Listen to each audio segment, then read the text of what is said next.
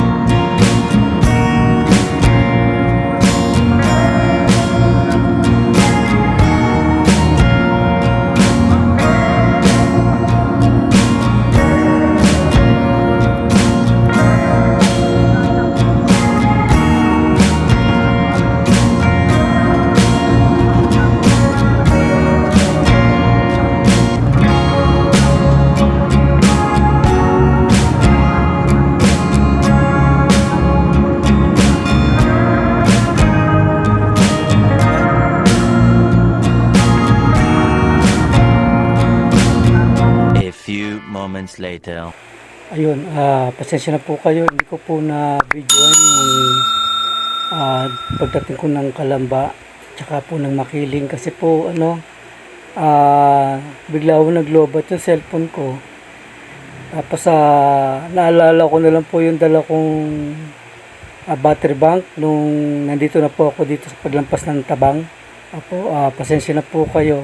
Ito, naghanap kasi ako ng pamasahe ko. Ngayon, napansin ko po na may dala pala ako ng battery bank.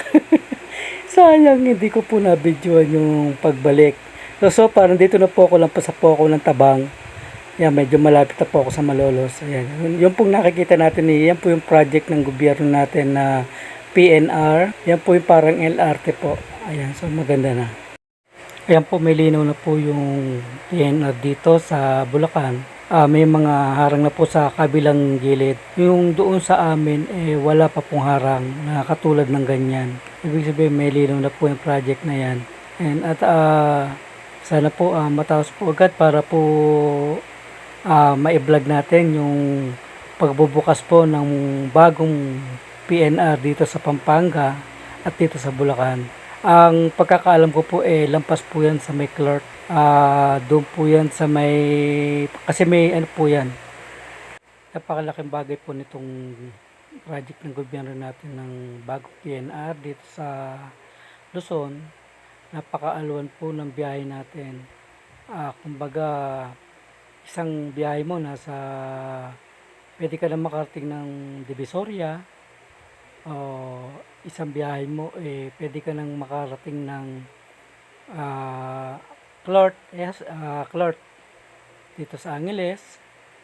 At kumbaga isang sakay lang, hindi ka tulad po nung pasalin-salin, sakay ka ng bus, pababa mo ng bus, sakay ka ng jeep, pagbaba mo ng jeep, sakay ka ng tricycle o wheeler o trike o kung ano man padyak, ganyan. So, eto, kumbaga, pagbaba mo, kung saan ka pupunta, doon na siya. Punta ka ng Divisoria, isang sakay ka lang.